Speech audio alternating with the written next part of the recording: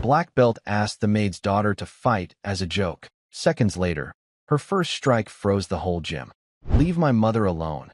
The words came not from Carol, the cleaner frozen in fear, but from her 13-year-old daughter, Abigail, standing at the doorway of the dojo with her backpack still slung over one shoulder. Todd Vance, the black belt instructor who had moments earlier mocked Carol in front of his students, turned with a smirk. "What did you say, little girl?" he sneered, stepping closer. Abigail didn't blink. "You heard me. Apologize." The room went silent. Students shifted uneasily. A child had just challenged a man who believed himself untouchable. What happened next would leave the entire gym frozen in disbelief. This is the story of how a quiet girl, guarding a family secret, changed everything one strike at a time. Just before we dive in, let us know in the comments where you're watching from today. We love seeing how far these stories reach. And make sure you're subscribed so you don't miss tomorrow's special video. Now let's jump back in. Enjoy the story. A quiet girl's promise to her grandfather was about to be broken. For 20 years, her family's secret had been safe. But tonight, in front of a crowd of strangers, that secret would be used to defend her mother. The scent of clean sweat and polished wood filled the Rising Phoenix dojo. It was a place of discipline, a temple dedicated to the art of combat. On the far wall, framed photos of past champions stared down with stern expressions. Below them, a line of meticulously polished trophies gleamed under the bright fluorescent lights. The silence of the late evening was usually a comfort to Carol Peterson. It meant her work was almost done. At 48, Carol moved with a quiet efficiency that made her almost invisible. For the past 6 months, she had been the dojo's cleaner. She arrived just as the last class was finishing, her gray uniform blending in with the shadows.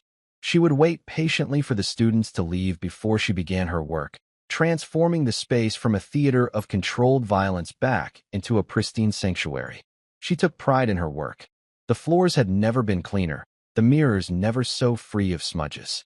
But tonight was different. The advanced class, led by the dojo's owner and head instructor, Todd Vance, was running late. Carol tried to stay out of the way, starting her work in the locker rooms. She could hear Todd's voice booming from the main floor, sharp and commanding. He was a man who enjoyed the sound of his own authority. Carol finished the locker rooms and moved to the entrance hall, pushing her wheeled bucket of soapy water. She just had to mop the main floor, and then she could go home to her daughter, Abigail. She peeked around the corner. Todd was demonstrating a complex kick to a small group of his most dedicated students, all of them wearing black belts. They hung on his every word. Todd Vance was in his late 30s, with a build that was solid and powerful. His black belt was tied with practiced perfection, its ends hanging at just the right length. He carried himself with an air of supreme confidence, the kind that often tipped over into arrogance. He believed the dojo was his kingdom, and everyone in it was one of his subjects. Carol waited, staying near the edge of the large training mat. She dipped her mop into the bucket, wrung it out, and began cleaning the hardwood floor surrounding the padded area. She moved backward slowly, her eyes on her work, trying to remain a ghost. One of the students, a young man with a cocky smile, missed a step in the sequence Todd was teaching. He stumbled slightly. Todd stopped instantly. "What was that, Brian? Did you suddenly forget how to walk? We're not dancing the waltz here. This is a fighting art. It demands perfection." His voice was laced with scorn. The young man's face flushed. "Sorry, sensei. I lost my footing." "You lost your focus," Todd corrected him sharply. "Focus is everything. The moment you lose it, you're vulnerable. An opponent will exploit that. A real opponent doesn't care about your excuses." He clapped his hands together, his voice echoing in the large room. "Again, from the top. And this time, try to look like the black belts you claim to be." The students resumed their practice, their movements now more tense, more careful. Carol continued her mopping, her back to the class. She was almost finished with the perimeter. As she pulled her mop back for another pass, the long wooden handle bumped a small metal water bottle someone had left on the floor. It tipped over with a loud clang, rolled a few feet, and came to a stop just on the edge of the white mat. Every head in the dojo snapped in her direction. The students stopped moving. The sudden silence was deafening. Carol froze, her heart sinking. "I am so sorry," she whispered, her face growing hot with embarrassment. She quickly set her mop aside and hurried to pick up the bottle. Todd Vance turned slowly, a look of pure annoyance on his face. He stared at Carol as if she were a bug he had just found on his pristine floor. "What did you say?" he asked, his voice deceptively soft. "I said I'm sorry, sir," Carol repeated, a little louder this time. She held the water bottle in her hand, unsure what to do with it. It was an accident. Todd walked toward her, his steps slow and deliberate. He stopped just a few feet away, forcing her to look up at him. "An accident," he repeated, letting the word hang in the air. He glanced at her simple gray uniform, her worn-out cleaning gloves, and the bucket of murky water. A slow, condescending smile spread across his face. "This is a place of concentration," he said, his voice rising so all his students could hear. "We are practicing a deadly art. Distractions can be dangerous. Do you understand that?" "Yes, sir. I do." "It won't happen again," Carol said, her voice trembling slightly. She just wanted to disappear. But Todd wasn't finished. He saw an opportunity to perform for his audience. "You know," he said, circling her slowly, like a shark. "I've watched you work. You come in here every night, pushing that mop. So quiet, so humble." He said the word humble, as if it were an insult. He turned to his students. "Everyone, pay attention. We have a special guest for our lesson tonight." A few of the students chuckled nervously. Brian, the one who had stumbled earlier, looked relieved that the focus was no longer on him. Another student, a thoughtful young man named Ben, watched the scene with a frown, his arms crossed over his chest. He looked uncomfortable. "Tell me," Todd said, turning back to Carol. "What do you think we do here every day?" Carol was confused by the question. You teach martial arts, sir." "I teach martial arts," he mimicked in a high-pitched, mocking tone. "That's right. And what does that mean?" "It means we teach strength, discipline, respect." He paused for dramatic effect. "It's about knowing your place in the world. Some people are fighters. They lead. They command respect." He gestured to himself and his students. "And some people, well, some people clean the floors." The sting of his words was sharp, and Carol felt a lump form in her throat. She had worked hard her entire life. She had raised a daughter on her own, always providing, always teaching her the importance of dignity in labor. Now, in front of these strangers, her work was being used as a punchline. "I bet you've never been in a real fight in your life, have you?" Todd pressed on, his smile widening. Carol shook her head, her eyes fixed on the floor. "No, sir. Of course not," he scoffed. "Your hands are for scrubbing, not for striking." He then did something that sent a wave of shock through the room. He pointed a finger at her. "How about a little demonstration? For the class?" Carol's head shot up. "What? A demonstration?" Todd said, his eyes gleaming. "You and me, right here, on the mat. We'll show these students the difference between a trained warrior and an ordinary person." The room fell completely silent. The students stared, their expressions a mixture of shock and morbid curiosity. Ben, the thoughtful student, took a half-step forward as if to intervene, but then stopped, unsure of himself. Carol was horrified. "Sir, I couldn't. I don't know how to fight." "That's the point," Todd exclaimed with a loud, theatrical laugh. "It will be an educational experience. I won't hurt you. Much." He gestured grandly to the center of the mat. "Come on. Don't be shy. Show my students what happens when someone without discipline steps into a world they don't understand." Tears welled in Carol's eyes. She felt utterly trapped. To refuse was to invite more ridicule. To accept was unthinkable. She was a cleaner, a mother, not a prop for this man's ego. "Please, sir," she begged, her voice cracking. "Just let me finish my work." "What's the matter?" "Scared," he taunted. "Don't worry. I'll go easy on you." It was at that moment that a new voice cut through the tense atmosphere. It was quiet, yet it carried a surprising weight. "Leave my mother alone." Everyone turned. Standing by the entrance to the dojo was a young girl. She couldn't have been more than 13. She had long, blonde hair tied back in a simple ponytail and was wearing jeans and a plain gray sweatshirt. She was holding a school backpack in one hand. It was Abigail. She had come to walk home with her mother, as she often did. She must have been standing there for a few minutes, watching the entire humiliating exchange. Her face was pale, but her blue eyes were steady, fixed directly on Todd Vance. There was no fear in them, only a cold, clear focus. Todd seemed momentarily surprised, then he burst out laughing. It was a harsh, ugly sound. Well, look what we have here." Little Red Riding Hood has come to save her mommy from the big, bad wolf. He swaggered over to Abigail, looking down at her from his considerable height. What did you say, little girl? I said, leave her alone, Abigail repeated, her voice perfectly even. She didn't flinch under his intimidating gaze. She's just doing her job. You have no right to treat her like that. Todd's amusement grew. No right. I have every right. This is my dojo. My rules. He leaned in closer, his voice dropping to a conspiratorial whisper that was still loud enough for everyone to hear. Your mother was creating a disturbance. And now you are too. Maybe you both need a lesson in respect. Carol rushed to her daughter's side, putting a protective arm around her. Abby, no. Don't. She whispered urgently. Let's just go. We're not going anywhere, Mom, Abigail said, her gaze never leaving Todd.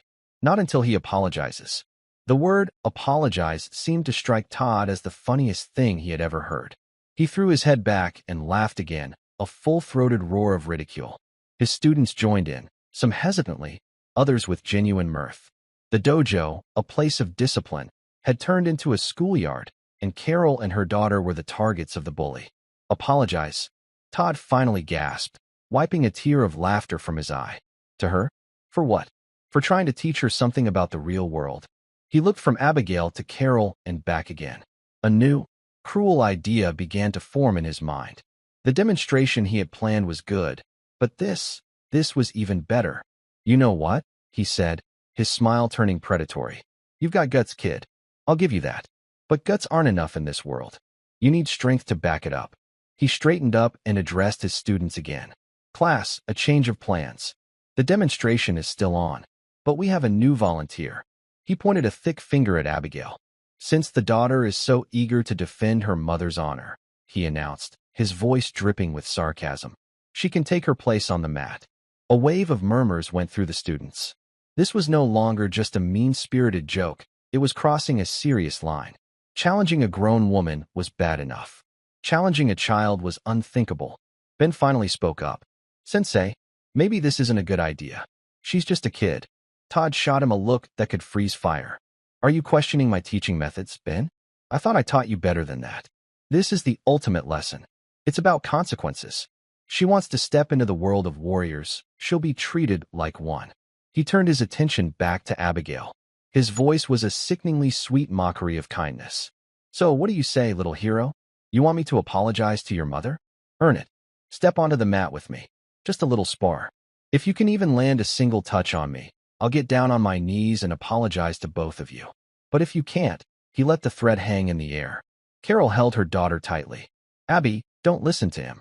He's a cruel man. We're leaving. Right now.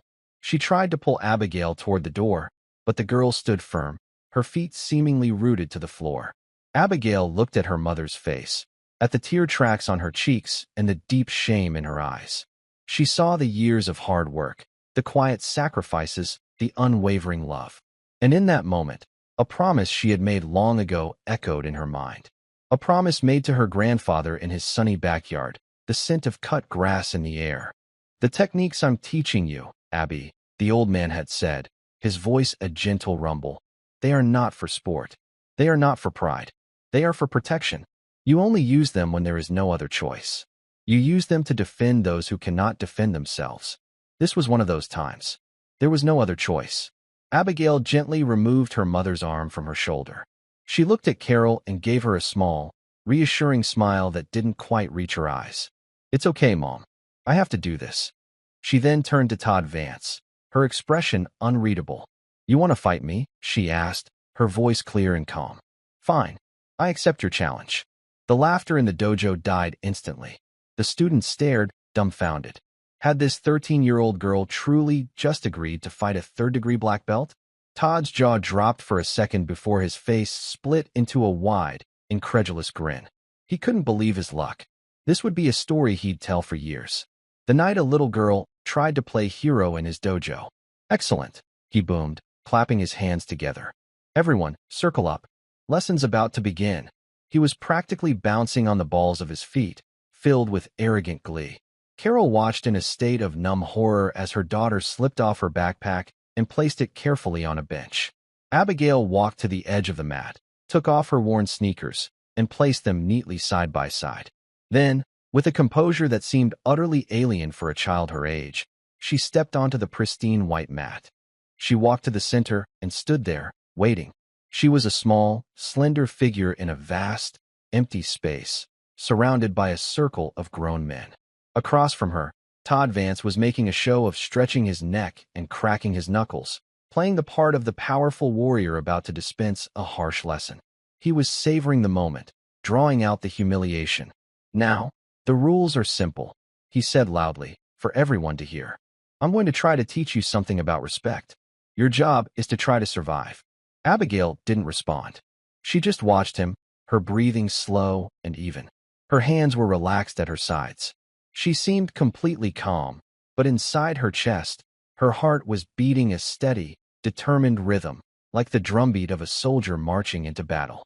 She was afraid, but her grandfather's voice was a steady presence in her mind, a calming anchor in a sea of fear. "Breathe, Abby," he would say. "Fear is just a visitor. Let it come, acknowledge it, and then let it pass through you. Don't let it build a home in your mind. Your focus is your fortress." She took a slow breath in and let it out. The visitor was passing.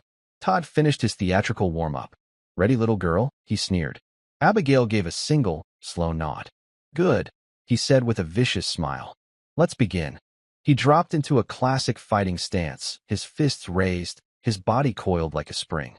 He looked powerful, dangerous, and utterly confident. And then Abigail moved. It wasn't a dramatic shift.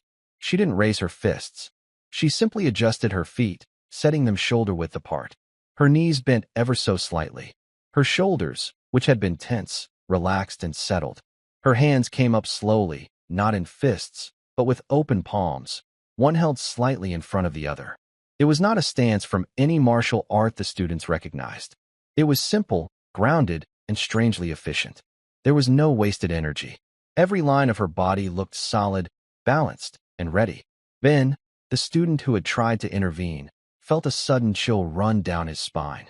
He had spent years studying different martial arts, watching old films, reading books about the great masters. He had never seen that stance in person, but he had seen drawings of it in a dusty old book about military combat systems. It was a stance designed for one purpose only: absolute efficiency in neutralizing a threat. Todd didn't notice. He just saw a little girl with her hands up. "What's that supposed to be?" he mocked. "You going to ask me for a high five? Or are you surrendering already?" Abigail remained silent. Her blue eyes were fixed on him, not with anger, but with an unnerving intensity, as if she were solving a complex mathematical problem. She was analyzing his posture, his weight distribution, the tension in his shoulders. Frustrated by her lack of a fearful response, Todd decided to end it quickly. He would embarrass her with a single, swift move. He lunged forward. It was a textbook front kick, aimed at her midsection. It was fast, powerful, and designed to knock the wind out of an opponent, sending them staggering backward in pain. For a 13-year-old girl, it would be devastating. But the kick never landed. Just as his foot was about to connect, Abigail shifted her weight. It was a tiny movement, almost imperceptible. She pivoted on the ball of her back foot, turning her body just enough so the kick flew past her, missing by less than an inch. Her movement was so fluid, so economical, it was like a willow branch bending in the wind. Todd was suddenly off balance, his leg overextended, his side completely exposed. He had expected to hit a solid target. Instead, he found only empty air. He stumbled, catching himself before he could fall. For a split second, the dojo was silent. The students held their breath. They had just witnessed something impossible. A girl with no training had just effortlessly evaded a black belt's signature attack. Todd spun around, his face a mask of confusion and rage. "Beginner's luck," he snarled, more to himself than to her. He attacked again, this time with a flurry of punches, a jab followed by a cross. It was a classic combination, fast and direct. This time, Abigail didn't even pivot. As the jab flew toward her face, she tilted her head to the side. The punch skimmed past her ear. As the cross followed, she swayed backward from her waist, her feet never moving.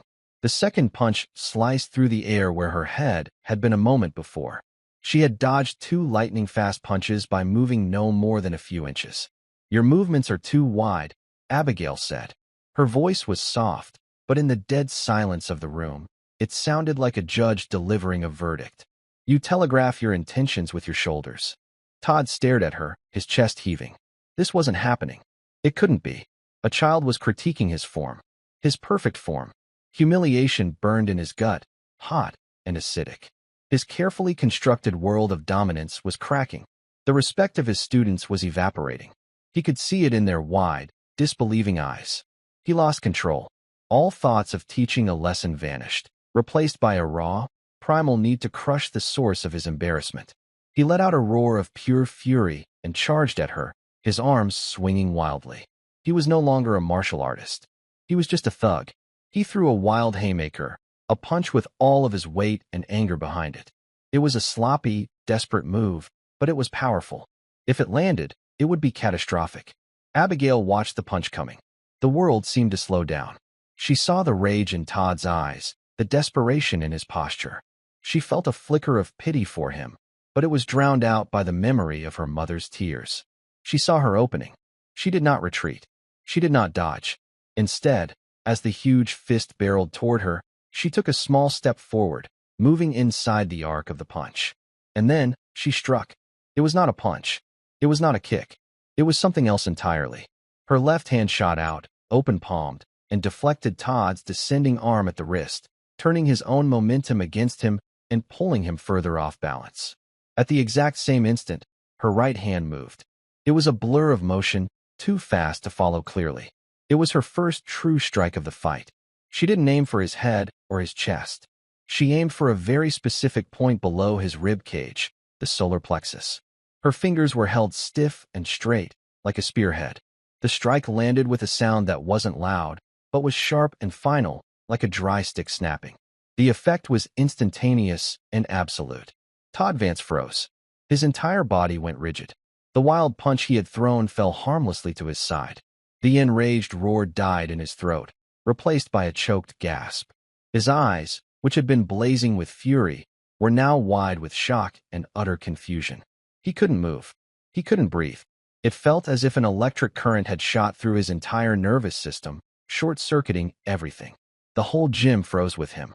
Every student, every person in the room, stood as if they had been turned to stone. Their mouths hung open.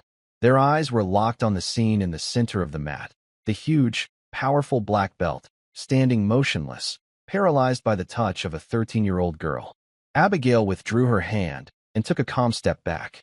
She stood in her simple, balanced stance, her expression unchanged. She had not even broken a sweat. The silence in the room stretched for 5, then 10, then 15 seconds. It was a profound, suffocating silence, filled with a dawning, terrifying understanding. This was not a fluke. This was not luck. This was something else. Finally, Todd's body gave out.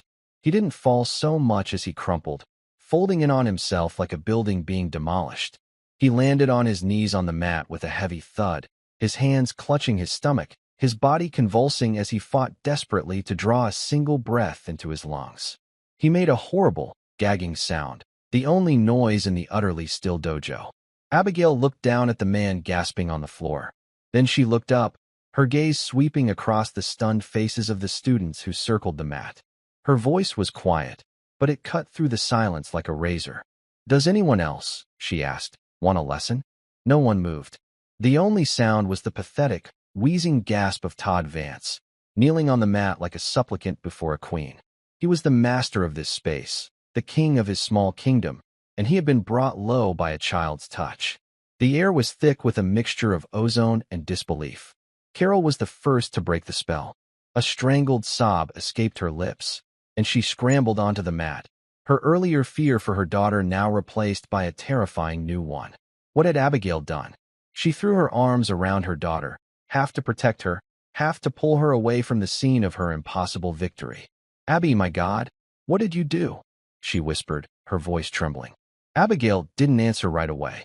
She leaned into her mother's embrace, and for the first time since she had walked into the dojo, a tremor ran through her small frame. The adrenaline was fading, leaving behind the stark reality of what had just happened. She had used the skills her grandfather had taught her. She had broken her promise to use them only for defense, and she had done it in a way that could not be taken back. Across the mat, the students began to stir, their minds slowly rebooting after the system crash they had just witnessed. They looked at Todd, then at the small blonde girl wrapped in her mother's arms. It was like looking at a mouse that had just felled a lion. It didn't make sense. Their entire understanding of strength and power had been turned upside down. Brian, the cocky student who had been a target of Todd's scorn earlier, looked pale. He had seen the strike. He hadn't understood it, but he had seen its effect.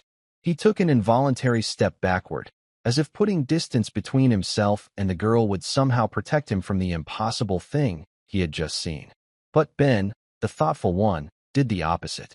He took a slow step forward. His eyes weren't filled with fear, but with a dawning, electrifying curiosity. He had been replaying the sequence of events in his mind, frame by frame. The evasion, the deflection, and the strike. It was brutally efficient, surgically precise. It wasn't a technique of sport, it was a technique of combat. He had read about such things in books his own grandfather, a veteran of the Korean War, had given him. Books on close-quarters combat systems developed in the crucible of war, where there were no rules, no points, no referees. Only survival. He stopped a respectful distance away from Abigail and her mother. He bowed his head slightly, a gesture of respect he had never once offered to Todd Vance with any sincerity. "That was a system called Krav Maga, wasn't it?" he asked, his voice low and hesitant, but clear in the silent room. "Or something similar. A military discipline." Abigail pulled back slightly from her mother and looked at Ben. She saw genuine curiosity in his eyes, not malice or fear. She gave a small, almost imperceptible nod. "My grandfather taught me," she said simply. Her voice was steady again. Todd finally managed to drag a full, ragged breath into his lungs. The pain was receding, but in its place, a far worse feeling was spreading through him. The icy burn of total humiliation. He pushed himself up, his legs shaky. His face was a twisted mask of fury and shame. "Military discipline," he rasped, his voice raw. He spat on the mat. "That was a cheap shot. A dirty trick. That wasn't martial arts." "You're wrong, Sensei," Ben said, turning to face him. The respectful title was now dripping with irony. "That was the very definition of martial arts. The art of war. You challenged a civilian to a fight, and she ended it. That's the point, isn't it?" Todd's eyes bulged. The nerve of his own student, lecturing him. "She's a child. She attacked me. You challenged her," Ben corrected him calmly. "You mocked her mother. You created this situation. We all saw it." He looked around at the other students, his gaze challenging them to disagree. No one met his eyes. They all looked at the floor, at the ceiling, anywhere but at their defeated instructor. Their loyalty, once absolute, had been shattered. Abigail, meanwhile, was lost in a memory, the name of her grandfather echoing in her mind. His name was Michael Peterson. To the world, he had been a quiet man, a retired postal worker who loved gardening and telling bad jokes. He had been Carol's father, Abigail's beloved Grandpa Mike. But before all of that, he had been Sergeant Michael Peterson, a member of a highly specialized unit in the United States Army. A unit whose existence was not officially acknowledged. He had never spoken to Abigail about war. He never told her stories of battle or bravery. Instead, he had shared its most important lesson, the preservation of life. She remembered a sunny afternoon in his small, neat backyard when she was 9 years old. He was teaching her how to disarm an attacker who was holding a stick. She was small, and he was teaching her how to use leverage and an opponent's momentum, not strength. "You see, Abby," he had said, easily redirecting her clumsy attempt to grab the broomstick he was holding. "Fighting is not about anger. Anger makes you sloppy. It makes you predictable. Fighting is about being calm. It's like a quiet conversation with your opponent's body. You listen to what it's telling you. Where's the weight? Where's the tension? Where's the opening?" He had knelt down to be at her eye level, his gaze serious but kind. "The techniques I'm teaching you are dangerous. They were designed for soldiers, for situations where your life is on the line. They are not a toy. They are a tool you keep locked away in a box. You only open that box for one of two reasons." "What reasons, Grandpa?" she had asked, her brow furrowed in concentration. "First, if someone is trying to cause you or someone you love serious harm, and you have no other way to escape. Second," he had said, tapping a finger on her chest, "and this is the most important one, you use it to protect someone who cannot protect themselves. You use your strength to be a shield for the weak, not a sword for your own pride. Do you understand? She had nodded solemnly. I understand, Grandpa. Promise me, Abigail, he had said, his voice a low rumble. Promise me you will honor that. You will never use this for a trophy, or for revenge, or to show off. You will only use it as a last resort, to protect. I promise, she had whispered. And she had meant it. A tear traced a path down her cheek in the present. Had she broken that promise tonight? She had not been in physical danger. But her mother had been harmed. Not her body, but her spirit. Her dignity had been under attack. Todd Vance had been trying to break her down, to humiliate her for his own amusement. In that moment, Abigail had decided that constituted serious harm. She had opened the box. Her grandfather had passed away 2 years ago, leaving a hole in her life that could never be filled. But his lessons remained, etched into her muscle memory, a part of her very being. He had given her a gift, and a terrible burden. Todd, seeing the tide of opinion turning against him, resorted to the last refuge of a defeated bully, threats and authority. Get out, he snarled, pointing a trembling finger at Abigail and Carol. Both of you, get out of my dojo. You're fired, he added, looking at Carol with pure venom in his eyes. And you, he said, rounding on Abigail. If I ever see you near this place again, I'll call the police. Assault. That's what that was. Carol flinched, but Abigail stood her ground. You won't call the police, she said, her voice devoid of emotion. Because then you would have to explain to them why you were fighting a 13-year-old girl in the first place. You would have to tell them how you threatened her and her mother. You think they'll believe you're the victim? Todd's face went from red to a sickly white. The girl was right. He was trapped. There were half a dozen witnesses. His reputation, his career, it was all crumbling around him. I said, get out, he finally bellowed, his voice cracking with desperation. Carol needed no further encouragement. She tugged on Abigail's arm. Let's go, honey. Please. Abigail allowed her mother to lead her off the mat. She picked up her sneakers and her backpack, her movements slow and deliberate. As she walked toward the exit, she passed the line of trophies gleaming in their glass case. They seemed meaningless now, cheap symbols of a hollow victory. Ben stepped forward as she passed. That was incredible, he said quietly, his voice filled with genuine admiration. Your grandfather. He must have been a great man. Abigail stopped and looked at him. For the first time that night, she offered a small, genuine smile. He was, she said. He was the best. Then she and her mother were gone, disappearing into the cool night air, leaving behind a dojo in turmoil. The remaining students stood in awkward silence, not knowing what to do. Their sensei was defeated, humiliated. The foundation of their training, their belief in his authority and skill, had been utterly demolished. Todd Vance stood in the center of the mat, his kingdom now just a room. He looked at the faces of his students, and for the first time, he didn't see adoration or respect. He saw pity. He saw contempt. He saw doubt. The silence was finally broken by Brian, who walked over to the bench, picked up his gym bag, and headed for the door without a word. Another student followed his lead, and then another. Within minutes, the dojo was empty, save for Todd and Ben. Todd finally looked at his last remaining student. What are you waiting for? He demanded, his voice a pathetic attempt at his old authority. Go on, leave like the rest of them. Ben shook his head slowly. I'm not leaving because I've lost respect for you, Sensei. I'm leaving because I just realized I haven't been learning anything important here. He walked to the door, then paused and looked back at the broken man standing alone in the middle of the room. You talked a lot about strength and discipline, Ben said. But that little girl had more of both in her pinky finger than you have in your entire body. You taught us how to fight. Her grandfather taught her why to fight. And you just learned the difference. Ben walked out, closing the door softly behind him, leaving Todd Vance alone with the scent of clean sweat, polished wood, and his own spectacular ruin. The walk home was silent. The streetlights cast long, distorted shadows that seemed to dance at the edge of their vision. Carol held her daughter's hand, her grip tight, as if she was afraid Abigail might simply float away. She kept replaying the scene in her mind, the sequence of events that felt more like a dream than reality. The cruel taunts, the impossible challenge, her daughter's calm voice, the blur of motion, the sound of the strike, the sight of that big, arrogant man collapsing. It was too much to process. She had known her father had been in the army. She knew he had taught Abigail some self-defense stuff in the backyard. She had thought it was just a grandfather's way of bonding with his granddaughter, teaching her to be confident, to be aware of her surroundings.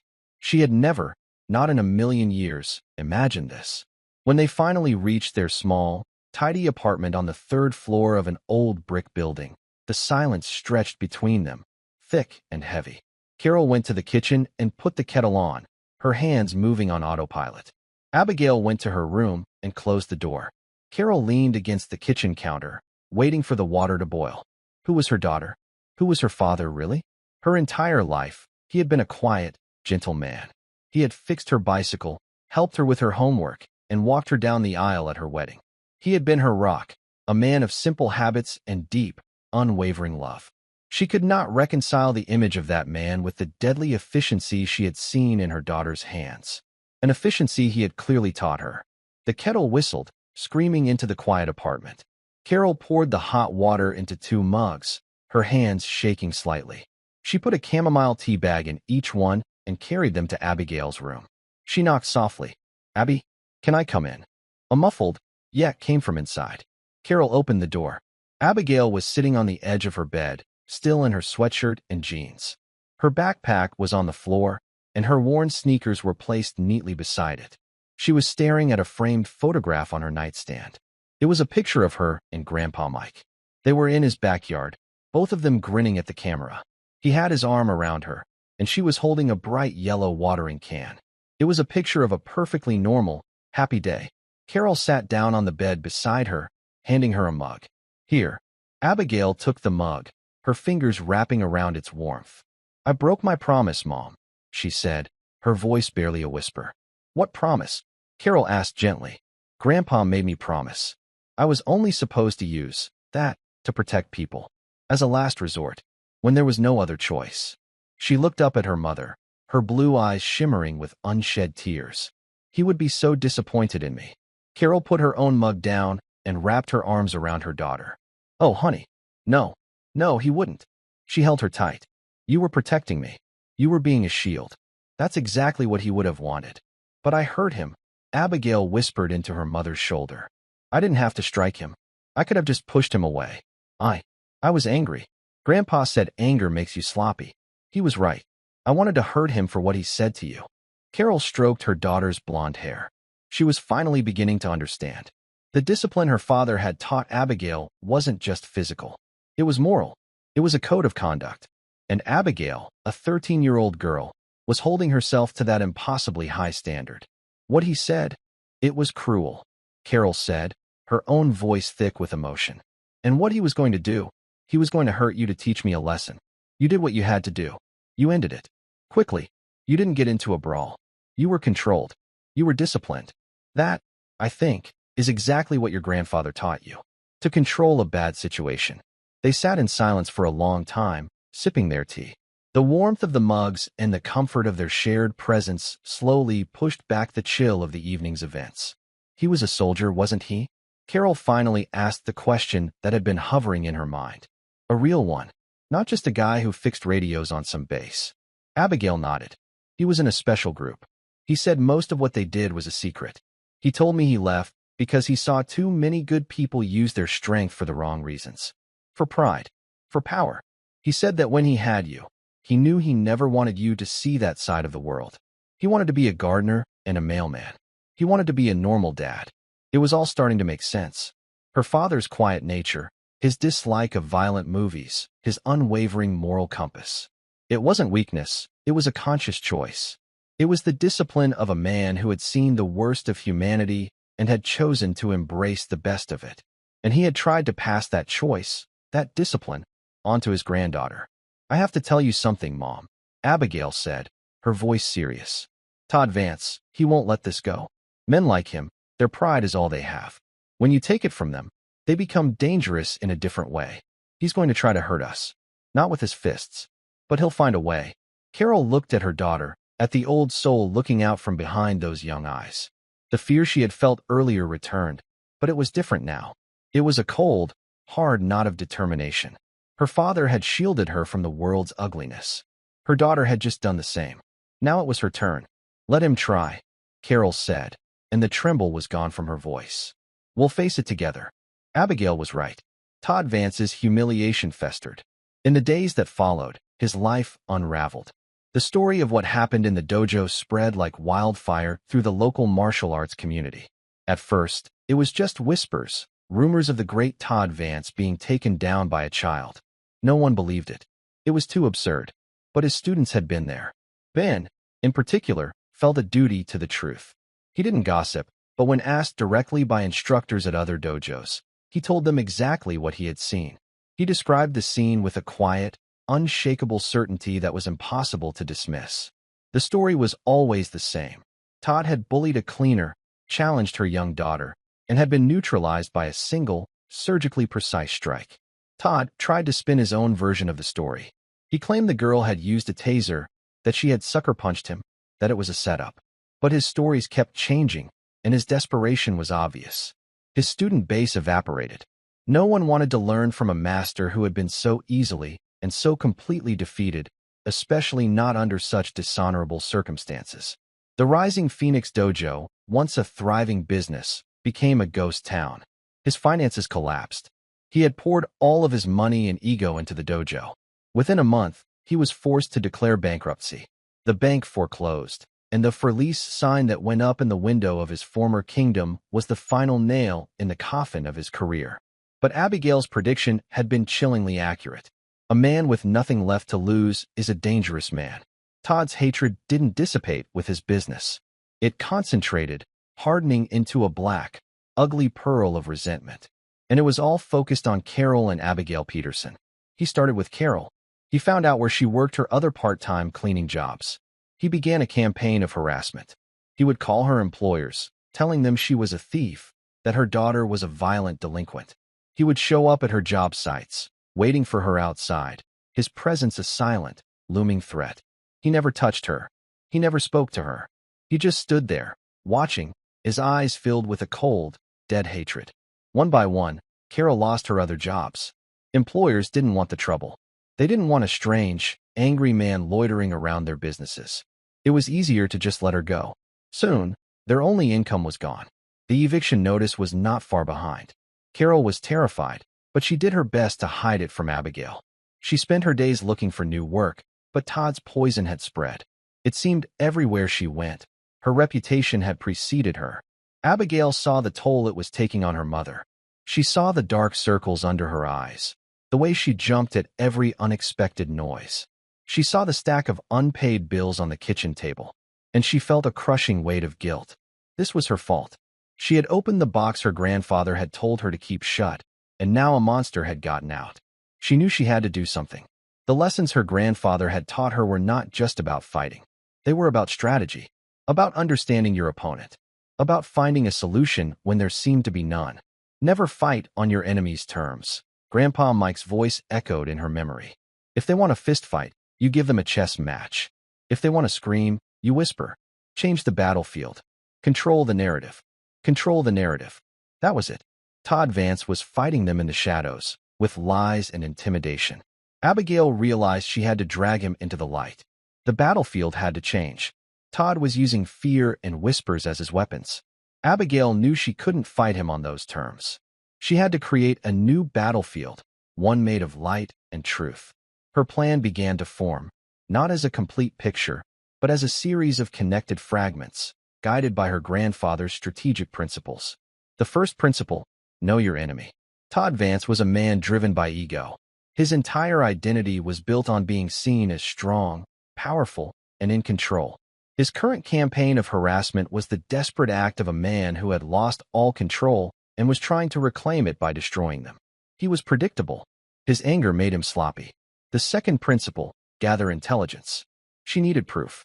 Todd was being careful not to make direct physical threats, which made his actions hard to report to the police. It was his word against theirs.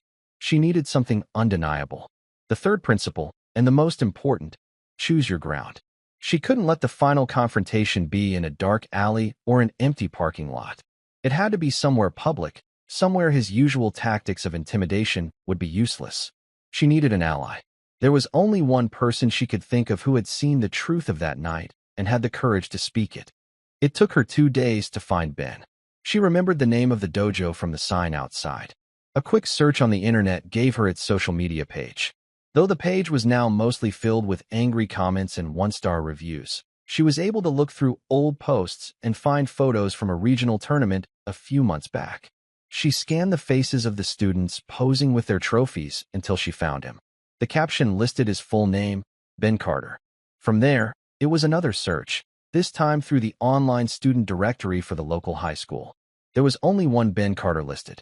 The school wasn't far from her own.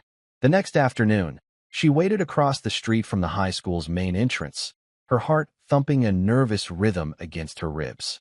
She felt conspicuous and out of place among the throngs of older students. When she finally saw him emerge, walking with a group of friends, she almost lost her nerve.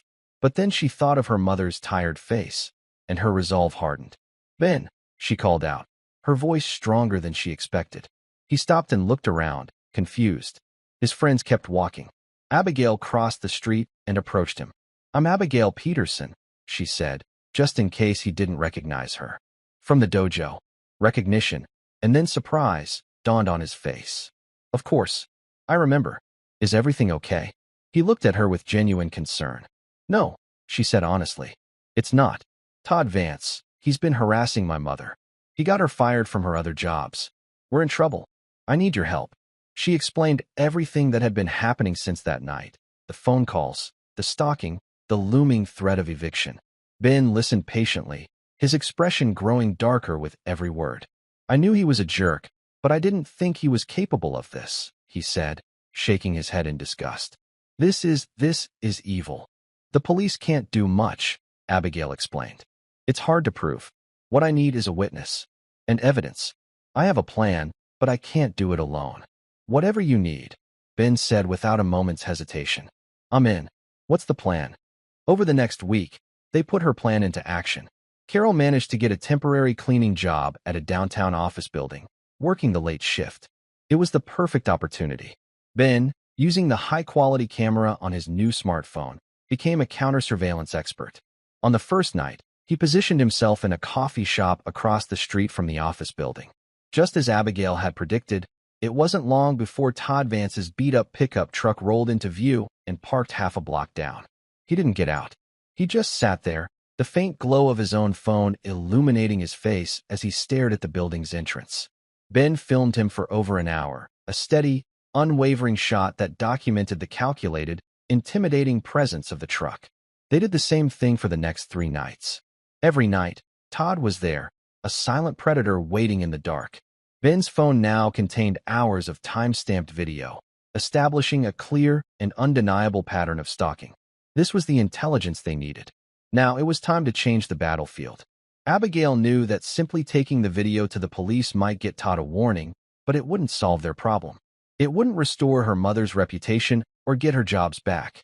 A restraining order was just a piece of paper to a man like Todd. He would just become sneakier.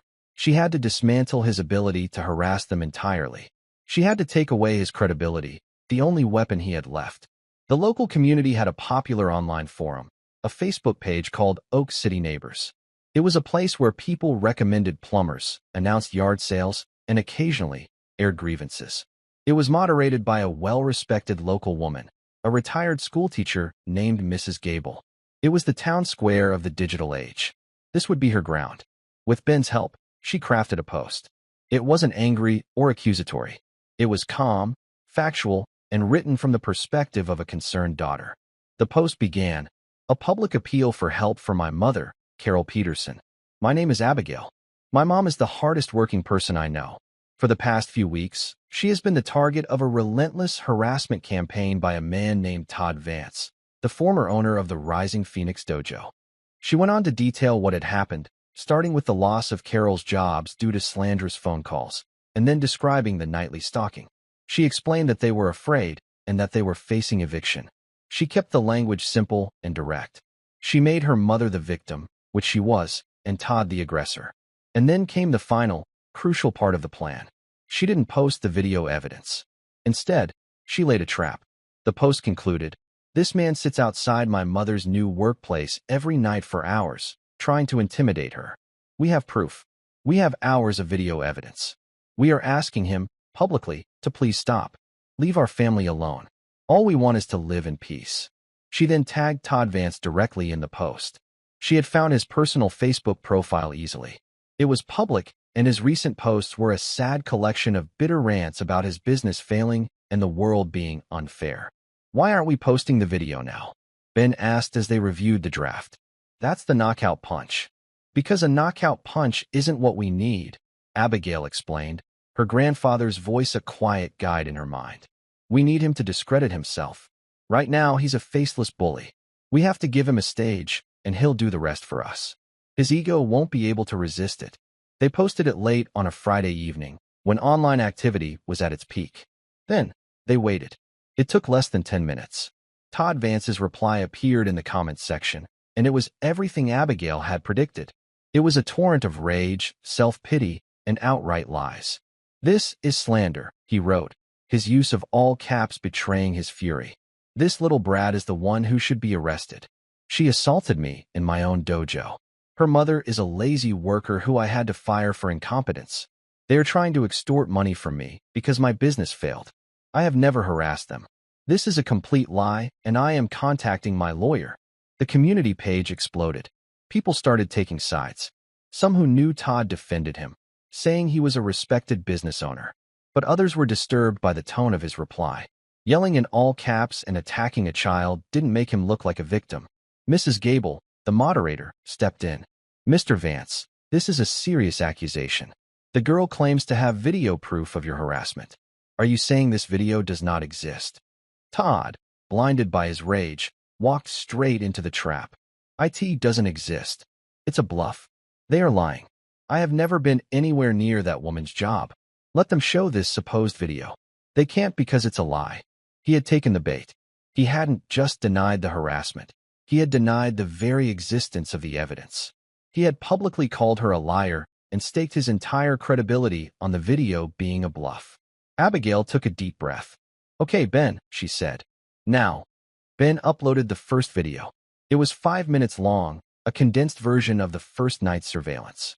It clearly showed the street, the office building, and Todd's truck parked in the shadows. Ben had even managed to zoom in, capturing a clear, if grainy, image of Todd's face illuminated by his phone. The timestamp was clearly visible in the corner. He posted it with a simple, devastating caption, "Video from Monday night. As you can see, Mr. Vance is lying. We have more." The effect was like dropping a boulder into a pond. The entire tone of the online conversation shifted instantly. The people who had been defending Todd fell silent. Others who had been on the fence were now horrified. "Wow, he just said he was never there. That's definitely him. And that's his truck. This is creepy. He's stalking that poor woman." Mrs. Gable posted again, her tone now icy. "Mr. Vance, you have been caught in a very serious lie. This is unacceptable behavior in our community." Todd's response was a string of incoherent, panicked denials. He claimed the video was fake, that it was doctored, that it wasn't his truck. But the damage was done. His credibility was not just broken, it was shattered into a million pieces. Ben then uploaded the second video, from Tuesday night, and then the third, from Wednesday. Each one was another nail in the coffin of Todd's reputation. He had built his identity on being a strong man, a master of his domain. Now, in the bright, unforgiving light of the town's digital square, he had been exposed for what he truly was: a liar, a bully, and a coward who stalked women in the dark. The battle was over. Abigail had won. She had not thrown a single punch. She had used the truth as her weapon, and her opponent's own ego as the fulcrum to defeat him. The next morning, their apartment doorbell rang. Carol and Abigail exchanged a nervous look. Carol opened it to find a police officer and Mrs. Gable standing in the hallway. "Mrs. Peterson," the officer said kindly, "we've received a number of calls concerning the harassment you've been experiencing. Mrs. Gable here shared the online thread with us.